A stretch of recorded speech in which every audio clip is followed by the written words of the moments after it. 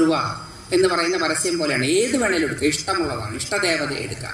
ആ ഇഷ്ടദേവതയുടെ ആരാധനയിലൂടെയാണ് സമൃദ്ധി വരിക. ആ ഇഷ്ടദേവതയുടെ ആരാധനയിലൂടെയാണ് മാറ്റങ്ങൾ ഉണ്ടാവുക. ഇപ്പോൾ ഒരു വലിയ ചർച്ചയാണത്. കാരണം എന്താ വെച്ചാൽ ഇത് പലരെയും ബോധർ ചെയ്യുന്ന ഒരു ഇഷ്യൂ. ബോധർ ചെയ്യാത്തവർക്ക് ഞാൻ ഈ പറയുന്നത് കേൾക്കേണ്ട ആവശ്യമില്ല. ബോധറേഷൻ ഇതൊരു വലിയ പരക്കം പാച്ചിലാണ് ഇവിടെ. കുലം ഏതാണെന്നറിയാത്ത, തറവാട് ഏതാണെന്നറിയാത്ത, കുലദേവതകളെ നിശ്ചയിക്കാൻ പറ്റാത്ത, തറവാട് ദേവതകളെ നിശ്ചയിക്കാൻ പറ്റാത്ത രീതിയിൽ മനുഷ്യർ ഓടിക്കൊണ്ടിരിക്കുക. എന്തിനാ ഈ വെപ്രാളം? ഇഷ്ടദേവതയെ ആരാധിച്ചാൽ മതി. അപ്പം ചിലർ പറയും എനിക്ക് എല്ലാ ദേവതകളെയും ഇഷ്ടമാണ്. അങ്ങനെ ഇഷ്ടം വരില്ല. അത് അവെയർ അല്ലാത്തത് കൊണ്ടാണ് പറയണത്.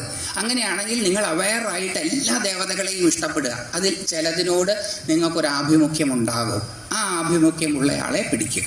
അത് ട്രയൽ ആൻഡ് എറർ മെത്തേഡിലൂടെ മാത്രമേ ഇതൊക്കെ കണ്ടെത്താൻ സാധിക്കുകയുള്ളൂ. ടൈം എടുത്ത് കണ്ടുപിടിക്കുക, ആ ദേവതയെ ഉപാസിക്കുക. ഇത് വേറെ ആരോടും വലിയ ചർച്ചയ്ക്കൊന്നും പോവാതിരുന്നാൽ പകുതി പ്രശ്നം തീരും. ഇവിടെ ഉടനെ ചർച്ചയാണ് ഈ പ്രശ്നം. അപ്പോൾ ഭാരതീയ സംസ്കൃതിയുടെ അവസാന വാക്ക് ജ്യോത്സ്യന്മാരല്ല. ഭാരതീയ സംസ്കൃതിയുടെ അവസാന വാക്ക് നമ്മുടെ മഹർഷീശ്വരന്മാരാണ്. അത് വരാഹമിഹിരനോ പ്രശ്നമാർഗകാരനോ ഒന്നും പതിച്ചു കൊടുത്തിട്ടില്ല.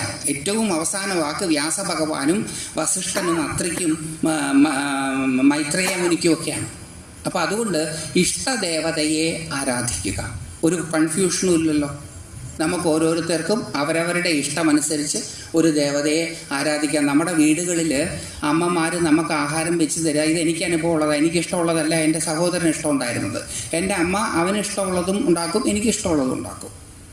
അമ്മയ്ക്ക് അതൊരു വലിയ പണിയായിട്ട് തോന്നിയിട്ടേ ഇല്ല. എനിക്കിന്ന് വരെ അമ്മയെ ബുദ്ധിമുട്ടിച്ചതായിട്ടും തോന്നിയിട്ടില്ല.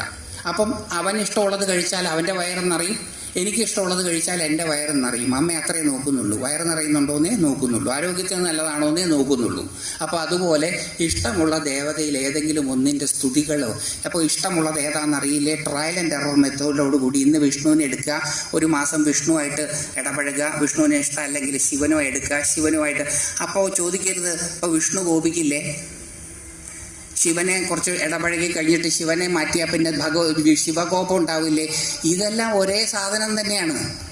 ഇതെല്ലാം അരിമാവ് തന്നെയാണ്. ഇഡ്ഡലി ഉണ്ടാക്കി തരും അമ്മ, ഇഷ്ടപ്പെട്ടില്ല എന്നുണ്ടെങ്കിൽ പിറ്റേ ദിവസം അതേ അരിമാവ് കൊണ്ട്, അമ്മ വേറെ അരിമാവൊന്നും ഉണ്ടാക്കാൻ പോകുന്നില്ല, ദോശ ഉണ്ടാക്കി തരും.